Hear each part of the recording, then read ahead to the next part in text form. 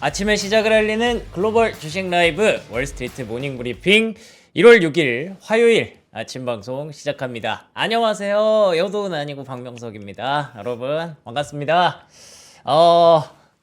당황하셨죠?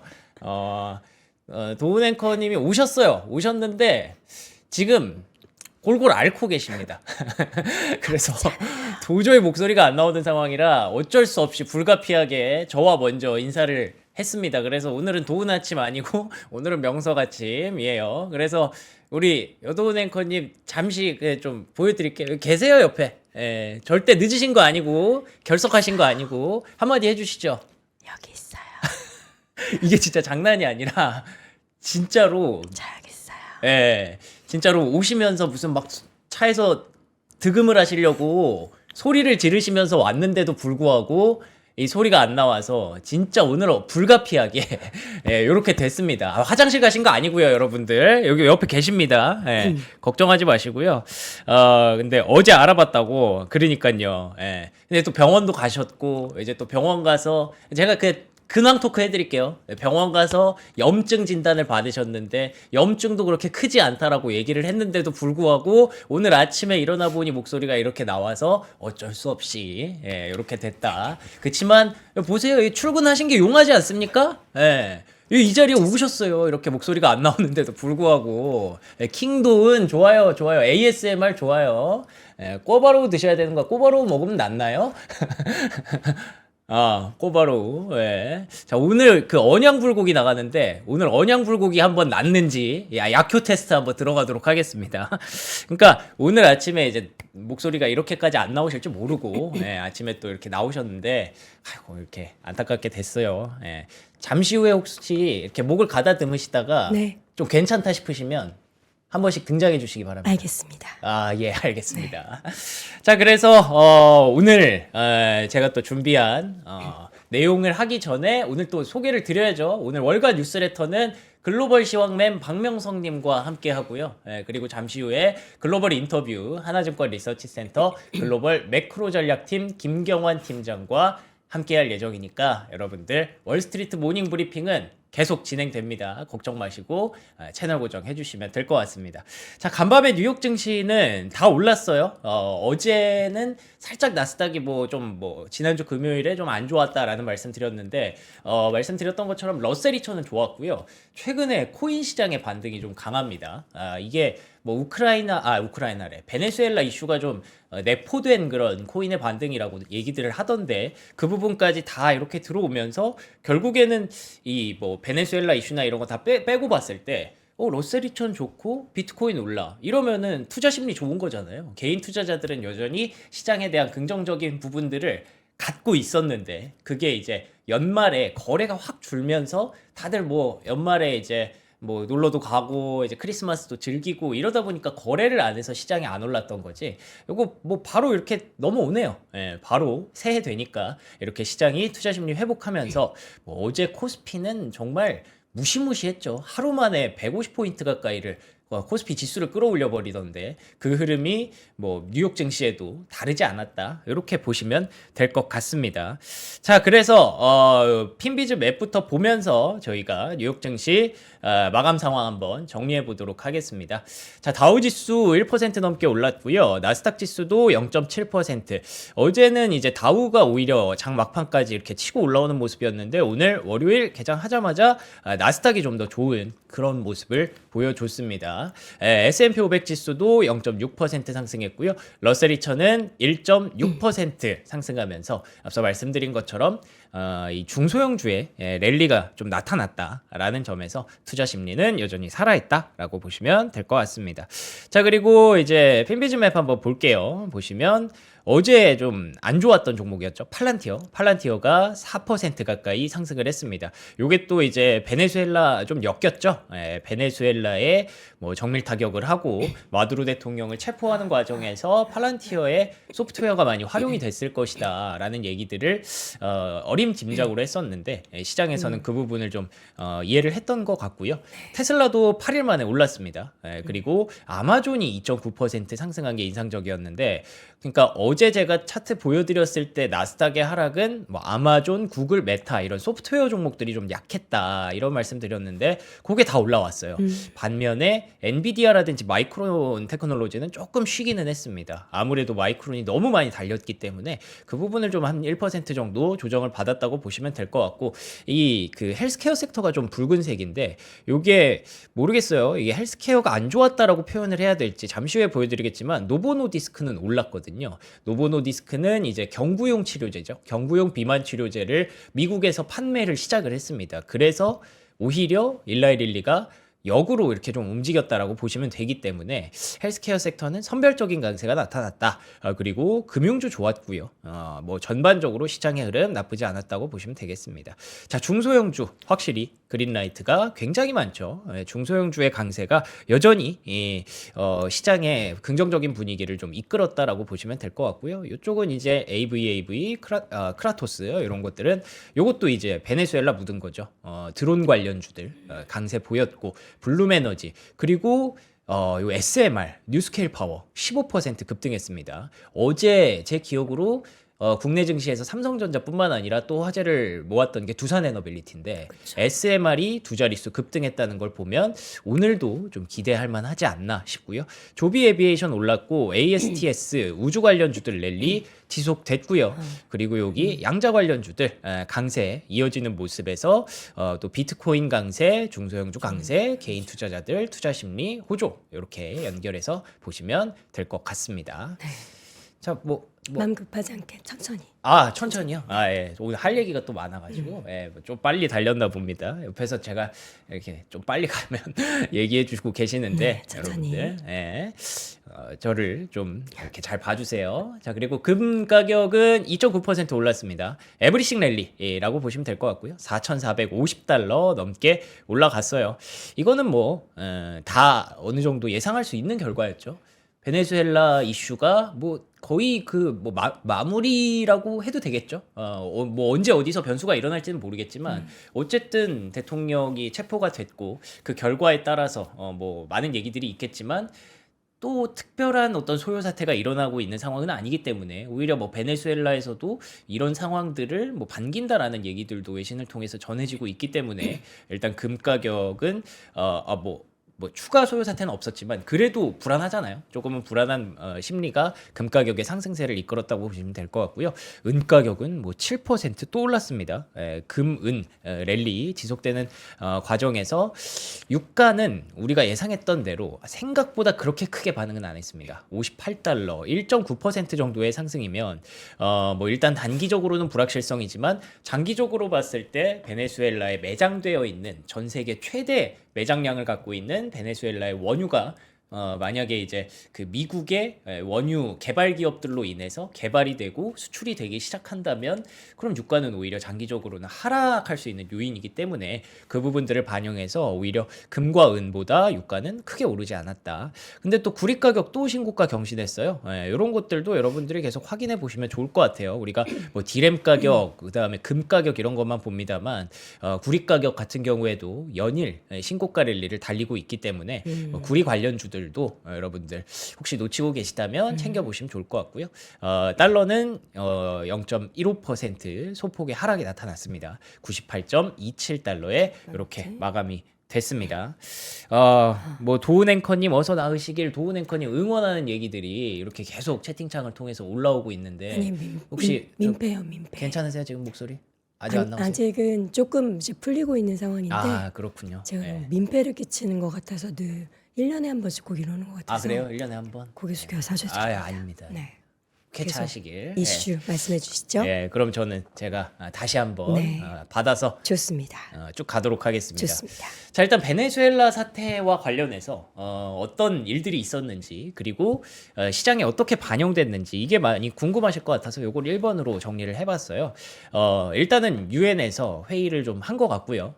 유엔 사무총장이 이제 베네수엘라 사태에 대해서 우려를 표명을 했습니다. 근데 요거까지는 우리가 예상한 부분이었고, 이에 대해서 과연 미국이 어떤 리액션을 보이느냐, 이게 사실 좀 궁금했었는데 전혀 개의치 않습니다. 마르코 루비오 미국 국무장관은 뭐 어제 얘기했던 대로 런 이게 운영하다라는 뜻이잖아요. 베네수엘라를 사실상 뭐 통치할 것이다라는 얘기죠. 예, 그렇기 때문에 계속 뭐 본인들의 의지를 꺾고 있지 않는 그런 상황이고요.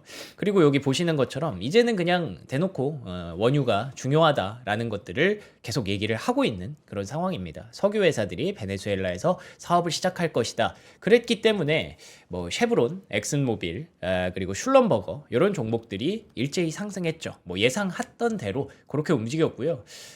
내용을 쭉 보다 보니까 쉐브론이 지금 유일하게 베네수엘라에 들어가 있는 그런 원유 인프라 기업이라고 하더라고요. 그래서 미국이 정말 과거에 베네수엘라랑 친하게 지냈던 잠시 동안 이제 인프라 투자를 많이 했는데 그게 이제 베네수엘라 국영 기업에 의해서 다 쫓겨났대요. 예, 근데 그리고 나서 이제 유일하게 하나 남아 있는 게 쉐브론이라서 만약에 그게 재개가 된다면 이제 쉐브론이 가장 좀 큰 모멘텀을 가질 수 있지 않을까 시장에서는 얘기가 많이 나오고 있는데 워낙에 종목이 좀 무거운 종목이다 보니까 5% 상승에 그치는 모습 오히려 슐럼버거 같은 종목이 더 세게 올라가는 모습 확인이 됐습니다. 그리고 예상한 대로 방산주 역시나 올랐습니다. 이게 글로벌 디펜스 스탁이라고 되어 있는 게 그러니까 유럽의 라인메탈 같은 종목들 뭐 여전히 강세를 좀 보이는 모습이었고요. 그리고 온다스 홀딩스와 레드캣 홀딩스는 이제 다들 좀 친근한 종목이 됐죠. 드론 관련주들 뭐 어제 말씀드린 대로 이게 그러니까 베네수엘라 사태가 일어나기 전에 드론주가 이렇게 강하게 올라오고 있었는데 거기다가 주말 사이를 지나왔으니 또 추가로 올라갈 여지가 있다라는 얘기를 드렸는데 그대로 반영이 되면서 두 자릿수 급등이 일어났습니다. 그리고 역시나 팔란티어 뭐 많은 분들이 좀 기대하셨을 것 같은데 팔란티어는 뭐 그렇게까지 많이 올라가진 못했어요. 앞서 말씀드렸던 그런 중소형주에 비하면 그래도 4% 가까이 상승했던 게 최근에 하락을 좀 억제하는 그런 시그널이 됐고요. 그리고 이게 또 이제 뭐였더라? LDOS거든요. 티커가 이게 레이도스 홀딩스인가 그런 종목인데 요게 또 이제 미국의 국방 소프트웨어 이런 것들을 또 담당하는 회사라고 하더라고요. 그래서 방산주가 좀 확장되는 모습도 이렇게 나타났다라고 정리하시면 될 것 같습니다. 그리고 또 의외의 종목들도 있었어요. 메르카도 리브레. 요게 뭐냐면 쉽게 말하면 남미의 쿠팡이라고 보시면 됩니다. 남미의 아마존 같은 기업인데 이제 베네수엘라가 뭐 사실은 이제 독재 정권으로 인해서 굉장히 오랜 기간 경기가 안 좋았잖아요. 그런 것들이 조금 풀릴 수도 있지 않을까 기대하는 그런 심리가 반영됐다고 보시면 될 것 같고요. ASTS 뭐 우주 관련주들 다 좋았던 건 아니에요. 로켓랩 같은 경우에는 약간 밸류에이션 부담을 느끼는 모습도 있었는데 ASTS는 10% 가까이 급등을 했다는 점에서 어제 또 전해드렸던 게 요 타이밍에 이제 베네수엘라 국민들을 위해서 또 일론 머스크가 스페이스X의 서비스를 좀 제공을 하겠다 뭐 이런 얘기를 했었잖아요. 스타링크 서비스죠.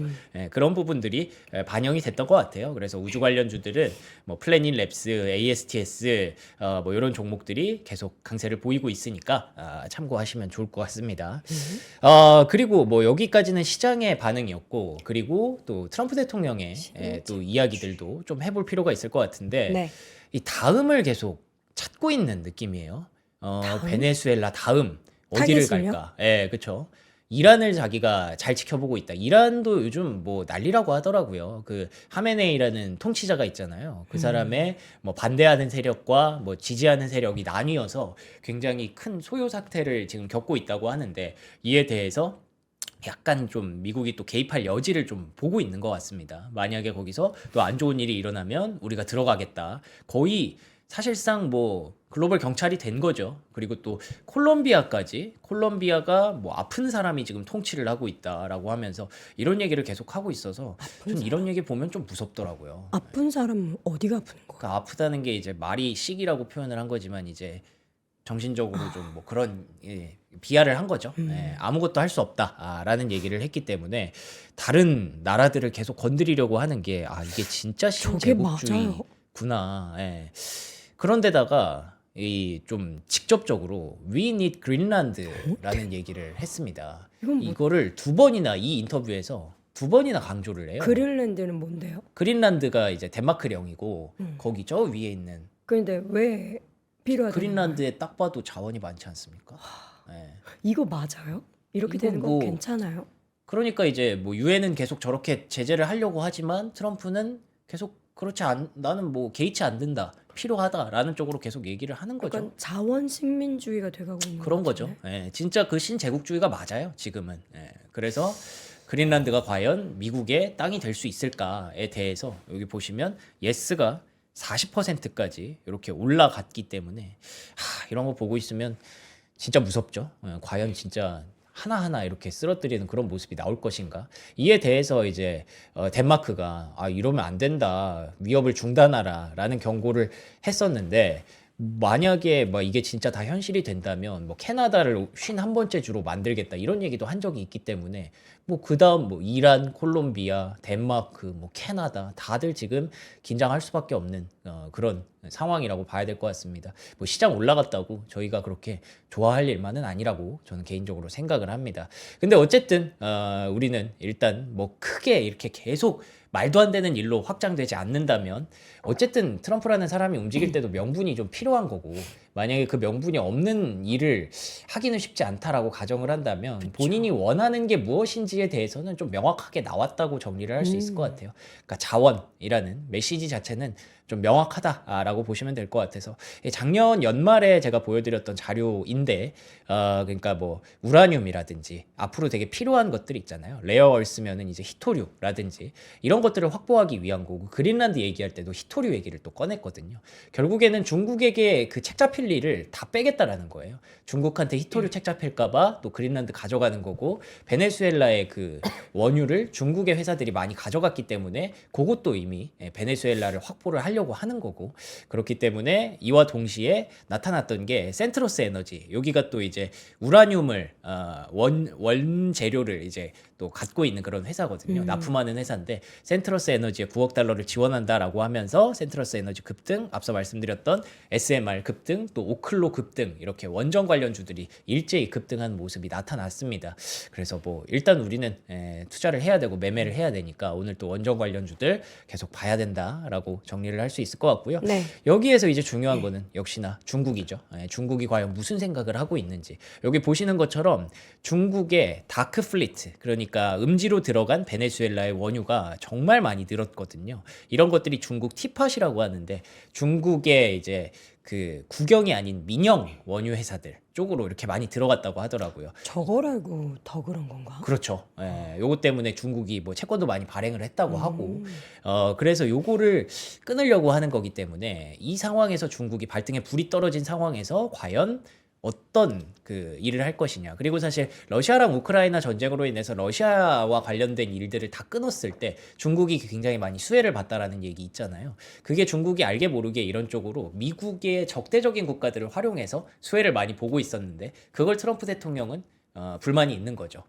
그렇기 때문에 다른 쪽으로 이제 불똥이 튀는 상황이고 어쨌든 요거에 대해서 뭐 공감을 하고 이해를 한다면 우리가 투자의 어떤 지향점은 확인할 수 있을 것 같아서 중국이 혹시나 여기서 어떤 반응을 보이는지가 앞으로는 좀 변수가 될 것 같습니다. 자, 이렇게 베네수엘라 이슈 정리하다 보니까 시간이 너무 빨리 가서 그래서 제가 말이 좀 빨라요. 저 혼자 말을 하는데도 죄송합니다, 여러분들. 좀 빨리빨리 진행을 할게요. 자, 12월 ISM 제조업 PMI도 발표가 됐는데 47.9가 나왔습니다. 10개월 연속 위축이고요. 뭐 계속 미국의 K자형 경기에 대해서 불안감을 우리가 안고 있다는 거는 여러분들 알고 계실 거라서 간단하게 여기서 볼만한 지표만 보고 넘어가면 요 프라이스입니다. 여전히 가격이 생각보다 안 떨어지는 모습이 조금 아쉬운 거죠. 그렇기 때문에 UBS에서도 12월부터 2월까지의 물가 지수가 여전히 좀 불안하다. 뭐 우리가 생각하는 걸로는 저렇게 트럼프 대통령 유가를 잡고 이러려고 노력을 하면은 CPI 의외로 많이 안 올라갈 수도 있지 않을까 싶은데 그래도 시장에서는 지금 생각보다 경기도 안 좋은데 프라이스도 안 떨어지니까 이런 부분들을 좀 확인하고 싶어하는 심리가 있는 거죠. 그래서 UBS에서도 아마 다음 금리 인하는 2026년 중순이나 연말까지는 봐야 될 것 같다라고 얘기를 해요. 그래서 시장 전망은 지금 4월인데 4월이 안 될 수도 있다라는 얘기가 나오는 거고 이제 연준 위원들이 발언을 하나씩 하고 있는데 폴슨이라고 이제 필라델피아 연은 총재 그리고 카시카리 연은 총재도 뭐 지금 중립금리에 거의 가까워진 것 같다. 중립금리에 가까워졌다는 뜻은 연준이 내리고자 하는, 가져가고자 하는 그 금리까지 왔다라고 보는 거기 때문에 앞으로 금리 인하는 횟수가 점점 줄어들 수밖에 없겠죠. 이런 것들은 올해의 투자를 하시는 데에 있어서 굉장히 중요한 저는 이슈라고 생각을 하기 때문에 네. 금리 인하 여부는 앞으로 계속 좀 기대감은 줄여놓고 여러분들이 시장에 참여를 해야 된다라는 거고요.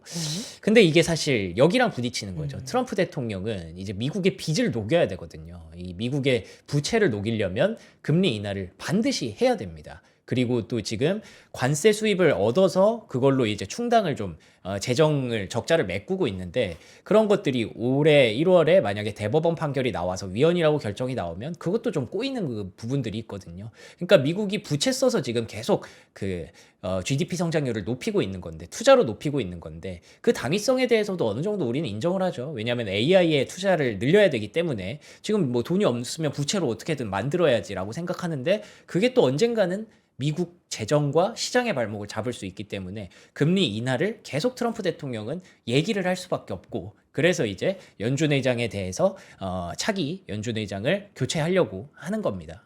그래서 이런 부분들이 뭐 어떻게 보면 트럼프가 갖고 있는 뭐 장점이자 단점, 트럼프라는 사람 자체가 좀 변동성 요인이기 때문에 그런 것들을 우리가 계속 시장에는 조금 뭐 불안불안한 랠리가 지속될 수밖에 없다. 이렇게 딱 정리하고 넘어가면 될 것 같고요. 네. 차기 연준 의장은 38대 38, 완전 지금 동률이에요. 그래서 누가 나올지 이번 달 안에 나올 텐데 이 사람이 연준에 들어가서 만들어내는 그런 심포니도 한번 주목해 보면 좋을 것 같습니다. 비트코인. 이번에는 진짜 뭔가 비트코인이 조금 달라지는 모습이에요. 왜냐하면 비트코인이 간밤에 95,000달러 근처까지 올라왔고요. 이더리움의 경우에는 3,200달러까지 이렇게 올라오는 모습이고 이게 뭐 차트상으로 확실히 좀 요 이제 저항권을 조금 뚫어내려는 그런 모습이죠. 뭐 물론 지금 저항을 뚫었다라고 보이진 않지만 그래도 확실히 이번엔 좀 달라지는 것으로 좀 보이는 게 이제 1월이다 보니까 확실히 화요일에 클래러티 액트 이런 부분들을 그러니까 암호화폐 시장 구조 법안이죠. 제대로 이제 규제 같은 것들을 제대로 만들어 나가자. 클래러티 확실하게 깔끔하게 좀 제대로 만들어야 이제 크립토 시장도 발전할 수 있다라는 부분인데 요거를 이제 논의한다고 합니다. 근데 SEC랑 CFTC 그러니까 이런 기관들은 공화당 의원들을 다 밀어넣었는데 민주당 의원들이 여전히 의회에서는 조금 불편한 모습을 보여주고 있기 때문에 이게 이제 상원에서 오늘 잘 나오는지 이 부분에 대한 기대감이 작용을 했다라고 보시면 될 것 같고요. 그리고 그냥 자체적으로 일단은 뭐 불확실성 커졌고 시장에 그러니까 시장이라기보다 베네수엘라 불확실성이 생겼고 뭐 덴마크 그린란드 얘기하고 이러니까 금 가격 올라가는 것처럼 뭐 디지털 금도 조금은 이제 대체제로서 달러가 약세를 보이는 반면에 좀 올라갔다라고 해석하셔도 될 것 같습니다. 이런 흐름들이 그대로 그 유입이 되면서 작년 10월 이후에 비트코인이라든지 이더리움이 일간 최대 규모의 순유입을 보였어요. 정말 오랜만에 반가운 그런 소식이었는데 이게 뭐 지속성은 좀 더 판단해 봐야겠지만 어쨌든 작년 10월 이후 그러니까 한 3개월 동안 침체됐던 그런 ETF 순유입이 정말 오랜만에 돌아섰다. 긍정적인 기록을 만들어냈다라고 보시면 될 것 같고요. 뱅크 오브 아메리카에서는 이런 상황을 봤는지 이제 고객들이 오면 한 1%에서 4% 정도는 포트폴리오에 비트코인으로 채우세요. 뭐 이런 얘기를 해도 된다라고 얘기를 하고 있다고 합니다. 그래서 이런 부분들이 계속 코인 시장에 어느 정도 호재로 작용하고 있다고 보시면 될 것 같습니다. 그리고 어제 제가 그 신탁 얘기 요거에 대해서 이제 미국에서 좀 정리가 되고 있다 얘기를 드렸는데 그걸 또 이제 서클이 신탁은행 설립 조건부 승인을 획득했다라는 소식이 나오면서 서클이 그래도 뭔가 계속 그 좀 돈 벌 수 있는 구조를 만들어 가야 되는 그런 인프라를 짜야 되는 그런 상황인데 거기에 도움되는 재료가 하나 나왔고요. 뭐 덕분이라고 해야겠죠. 코인베이스도 같이 연결돼 있는 회사니까 USDC를 결국 서클은 활용을 할 테니까 코인베이스의 주가도 같이 급등을 했습니다. 골드만삭스는 코인베이스는 점점 돈 벌 수 있는 구조를 만들어가고 있다라고 긍정적인 평가를 했고요. 코인베이스 가는데 로빈후드 안 갈 수 없죠. 그렇기 때문에 로빈후드 역시 7% 급등하는 긍정적인 모습을 보였습니다. 자 그리고 그래서 이제 1월은 확실히 뭐 시장에 대한 기대감이 좀 높은 달이라고 하더라고요. 그래서 12월에 좀 안 좋았던 거 1월에 초부터 다 돌려놓는 그런 흐름이 나타나고 있다 보시면 될 것 같고요. 자, 여기서 그 정리하면 아쉬우니까 반도체 얘기는 뭐 최근에 안 할 수가 없잖아요. 근데 주가는 마이크론 테크놀로지 같은 종목들이 좀 쉬어갔기 때문에 오늘은 조금 조용할 가능성은 염두에 두고 보셔야 될 것 같은데, 그래도 오늘 TSMC가 골드만삭스에서 긍정적인 분석이 나오면서 주가가 또 이렇게 신고가를 경신하는 흐름을 보였습니다. 역시나 뭐 얘기하는 건 계속해서 AI와 관련된 모멘텀이고요. 다들 AI 돈을 많이 쓸 거기 때문에 GPU도 그렇고 ASIC도 그렇고, 그러니까 GPU는 쉽게 말하면 엔비디아랑 AMD가 만드는 거고, ASIC은 쉽게 말하면 이제 브로드컴이 주문 받아서 빅테크에게 주문 받아서 만드는 건데, 그런 것들이 다 결국에는 TSMC가 만들 수밖에 없기 때문에 TSMC가 고민해야 될 거는 그거밖에 없어요. 엔비디아가 나한테 발주를 더 비싸게 넣는지, 아니면 브로드컴, 구글이 발주를 더 비싸게 넣는지, 이것만 보면 됩니다. 그거에 따라서 자기들은 그냥 가격 책정만 하는 거라서, 그렇기 때문에 뭐 그렇게 막 강력한 랠리는 아니지만 그래도 계속 주가가 위쪽에서 움직일 수 있는 그런 기반이 되는 거고요. 근데 흥미로운 자료가 하나 나왔습니다. 골드만삭스에서 2027년에 가면 여기 보시면 GPU와 ASIC의 비교인데요. 지금은 GPU의 물량이 압도적으로 높죠. 근데 이게 2027년 가면 동일해진다고 합니다. GPU에 대한 수요도 물론 높아지는 건 사실인데, 그만큼 뭐 구글의 TPU라든지 아마존의 트레이니움이라든지 직접 만들고 있는 자체 칩들에 대한 수요가 계속 늘어나면서 이렇게 공급량, 생산량이 ASIC이 잡을 거라는 거죠. 근데 이렇게 되면 또 좋아지는 게 개인적으로는 이 메모리라고 생각을 합니다. ASIC이 이렇게 좋아지면서 계속 다들 그 서버 디램을 미리 재고를 채워놓고 혹은 오버스타킹을 하려는 그런 수요가 엄청나게 늘어나고 있는 거거든요. 아니, GPU도 이렇게 필요하고 ASIC도 저렇게 많이 필요해? 그러면은 메모리 칩은 계속 필요하겠네? 라고 하면서 계속 주문이 들어가는 거거든요. 그래서 삼성전자랑 SK하이닉스에게 지금 주문을 넣고 있는데, 막 지금 뭐 거의 갑이에요. 6에서 70%까지 서버 디램 가격을 인상해서 받고 있다고 합니다. 그래서 요즘은 삼성 기사를 저는 한국보다 미국에서 더 많이 봐요. 그 정도로 미국에서 삼성전자가 그 메모리 반도체가 굉장히 중요한 그런 영향력을 발휘하고 있다라고 보시면 될 것 같고요. 뱅크 오브 아메리카에서는 SK하이닉스 목표가를 100만 원까지 또 높여 잡았습니다. 작년에 SK증권이 100만 원을 제시를 한 바가 있었죠. 그쵸. 예, 근데 그게 결국에는 미국에서도 인정하는 그런 재료가 됐고요. 2028년까지, 27년, 26년도까지는 이 메모리 칩에 대해서 막 꺾이는 거를 막 그렇게까지 걱정할 필요가 없을 것 같다라는 얘기를 덧붙이면서 충분히 주가 더 갈 수 있다라고 얘기를 했습니다. 그치만 뭐 말씀드린 대로 이 마이크론 테크놀로지의 주가는 1.2% 고점에서 좀 조정을 받았고요. 근데 뭐 이 정도 올라갔으니까 쉬어야죠. 그렇죠. 차트 무너진 것도 아니고. 그쵸. 근데 램리서치, 그러니까 장비주의 주가는 여전히 강세를 보였기 때문에 메모리 관련주에 대한 관심은 지속되고 있다고 보시면 될 것 같고요. 이렇게 미국에서 메모리 관련주들에 대해서 이렇게 묶어가지고 SK하이닉스, 삼성전자, 마이크론 테크놀로지, 뭐 샌디스크, 그리고 시게이트, 웨스턴 디지털, 뭐 이런 종목들 다 이렇게 정리를 하고 있습니다. 장비주들도 보여주고 있기 때문에 여전히 뭐 관심은 가져야 된다. 그리고 또 이제 삼성전자가 HBM 칩도 잘 팔리니까 뭐 메모리뿐만 아니라 뭐 HBM도 메모리지만 어쨌든 HBM 칩을 50% 증산할 계획이라고 합니다. 제가 증권가 자료들을 많이 보니까 HBM4로 가면 확실히 삼성전자가 좀 우위에 있을 수 있다라는 분석들이 많이 나오더라고요. 그래서 어제도 삼성전자 주가가 더 좋았던 것 같은데, 뭐 물 들어올 때 노 저어야죠. HBM 칩 50% 증산한다고 하면. 그러면 사실 우리가 조금 걱정되는 건, 이렇게 메모리와 HBM의 가격이 비싸지면 엔비디아와 AMD가 GPU 가격도 이 하이퍼스케일러들에게 비싸게 받을 수밖에 없지 않나라는 생각을 좀 하게 됩니다. 근데 그렇게 되면은 뭐 엔비디아도 호재긴 한데, 요거에 대해서 엔비디아가 어떤 균형점을 맞춰야 될지 좀 고민이 되겠죠. 그래서 아까 초반에 엔비디아는 왜 빠졌나요 하시는데, 이런 고민이 좀 들어가고 있다고 보시면 될 것 같아요. 지금 당장 비싸게 받아야 할 비싸게 받는다고 생각을 하면, 그러면 그 뭐 구글이나 아마존 입장에서 그럼 우리 자체 칩에 대해서 좀 더 많이 써보자, 이런 식으로 갈 수가 있기 때문에 그거에 대한 균형점을 맞추는 게 지금 이 기업들은 조금 고민이 될 수밖에 없는 그런 상황입니다. 그래도 어쨌든 캔터 피츠제럴드에서는 뭐 엔비디아, 마이크론, 웨스턴 디지털 뭐 다 좋다고 하니까 올해는 반도체 하나 정도는 없으시다면 반드시 갖고 계셔야 되는 그런 장이 되지 않을까라고 전망이 되고요. 그리고 또 폭스콘에서 또 4분기 매출이 25% 늘어났다. 이게 이제 조금 어려운 내용일 수 있는데, 이게 AI, 엔비디아 수혜로 이렇게 올라가는 거잖아요. 근데 여기 보시면 AI 렉이라는 단어가 나옵니다. AI 렉이라는 게 뭐냐면, 요게 이제 그 워낙에 칩이 많이 필요하니까 이 테트리스 하듯이 이걸 얼마나 촘촘하게 얼마나 많이 꽂아서 얼마나 그 여백을 줄여가지고 렉을 착착착착 그 데이터 센터에 꽂아 넣느냐 이게 되게 중요해지는 거거든요. 그래서 엔비디아가 요거를 자기들이 직접 세트로 해서 팔겠다라고 얘기를 하는 건데 요렇게 되면은 이제 그 렉 간의 그 연결성에 대한 고민이 지속될 수밖에 없습니다. 이거 누가 봐도 그림만 봐도 굉장히 복잡하죠. 예, 그런데다가 이렇게 착착착 많이 집어넣는 기술이 발달하게 되면은 그러면은 또 이제 전력이 엄청 많이 필요하겠죠.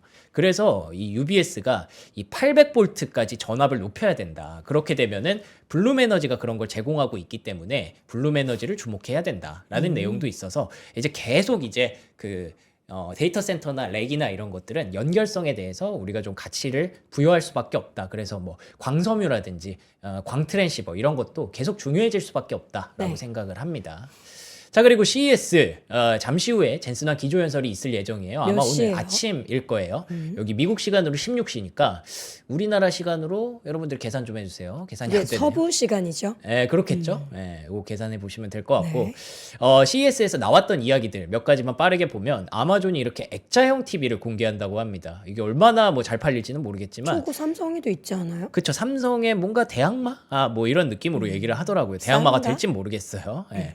근데 요거 때문에 아마존 주가가 올랐나라고 하기보다는 최근에 소프트웨어가 많이 눌려 있었고, 아마존은 또 밸류에이션이 좀 싸니까 좀 올라왔다라고 보시면 될 것 같고, 호재가 있긴 있었어요. 알렉사닷컴을 만들었대요. 그러니까 알렉사가 이제 AI잖아요. 그쵸. 근데 그거를 닷컴을 만들어서 좀 더 이제 접근성을 좀 더 넣겠다라는 거죠. 닷컴이면 뭐 홈페이지를 만드는 그렇죠, 그렇죠. 거예요? 챗GPT라든지 뭐 이런 것들이 다 있으니까 그거 제미나이랑 대항을 하려면 얘네도 이런 게 좀 필요하겠죠. 그런데다가 BMW가 알렉사 플러스를 활용해서 또 이게 자율주행 기술에 좀 녹인다고 하나 봐요. 그래서 확실히 아마존도 기술력 있는 기업이구나. 뭐 이렇게 보시면 될 것 같고 네. 퀄컴 같은 경우에는 PC 칩과 로봇 프로젝트 우리가 또 CES에서 기대하는 게 로봇이지 않습니까? 예, 그래서 로봇 프로젝트를 좀 공개를 했다라는 점에서 주가가 소폭 상승을 했습니다. 뿐만 아니라 LG전자는 가정용 로봇 클로이드 이런 것들을 공개했어요. 누가 봐도 이제 가정에서 일 시킬 수 있는 뭐 빨래 개고 뭐 설거지하고 뭐 이런 클로이드를 공개하면서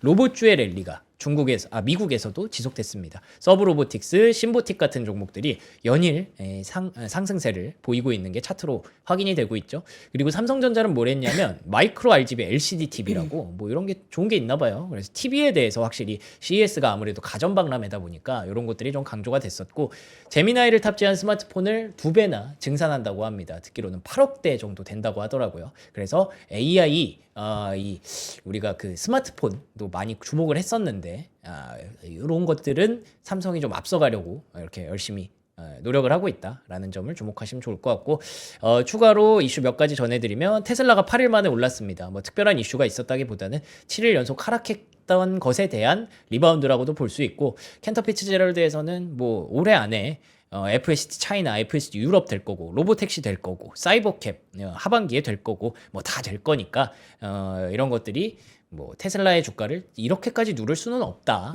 오히려 저가 매수 기회다라고 본 분석이 있었고요. GM 같은 경우에는 주가가 최근에 되게 좋더라고요. 몰랐는데 작년에 미국 매출이 5.5% 증가했습니다. 4분기에는 좀 빠졌는데 작년 기준으로는 많이 올라왔고 이게 관세 때문에 많이 타격을 받았던 종목이라서 그런지 리바운드가 최근 들어 세게 나오는 모습이 인상적이네요. 그리고 노보노디스크 경구용 위고비를 팔겠다고 하는데 이렇게 되면 비싼데 요거 뭐 보험 받고 이러면은 되게 저렴해진다고 하더라고요. 그래서 요런 쪽에서 이제 노보노디스크가 또 스타트를 먼저 끊었기 때문에 릴리에 비해서 일단 앞서 나가고는 있는데 만약에 릴리의 경구용 치료제가 나오면 어떻게 될지는 또 계속 고민이 돼요. 그래서 참고하시면 될 것 같습니다. 여기까지 끝입니다. 드세요. 제가 이제 또 이거 되게 좋다. 왜요? 말하고 있을 때 먹는 직관하고 거. 이제 밥 먹고 그리고 오늘 목 보호하기 위해서 네. 그렇죠. 요게 이제 목도리인데 이거 모델 좀 해주고 계시면 제가 좋아. 설명드리겠습니다. 너무 좋다. 폴로 겨울 머플러 최초 7만 원대. 와, 이거 제가 좀 보고 열받았는데 제가 작년 연말에 가족들한테 선물하려고 폴로 겨울 머플러를 10만 원대에 엄청 샀거든요. 진짜요? 와, 근데 이 7만 물론 색상이 좀 더 다양하긴 했는데 7만 원이면은 이거는 진짜 와, 이건 좀 아깝네요. 예. 백화점 병행 수입 정품이고요. 사이즈는 167 곱하기 30cm라고 합니다. 여기 보시면 다 나오죠. 블랙 색상 그리고 그레이 색상이 있고요. 따뜻하고 부드러우면서 까칠하지 않은 울 소재라고 하니까 여러분들 선물 혹시 못 하신 분들이 있으면 새해 선물 하시면 좋을 것 같습니다. 자, 그리고 이게 또 불고기. 이게 그냥 불고기가 아니네요. 언양 불고기입니다. 언양 불고기.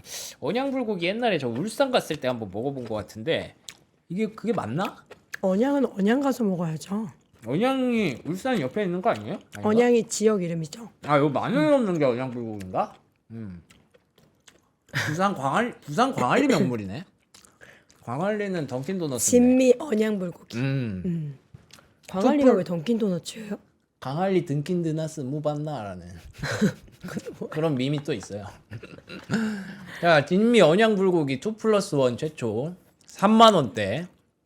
부산 광안리 명물 진미 언양 불고기 40년 전통이고요, 여러분. 팩당 2인분 500g에 3팩 총 3인분 나갑니다. 2인분인데 3팩 2+1이니까요.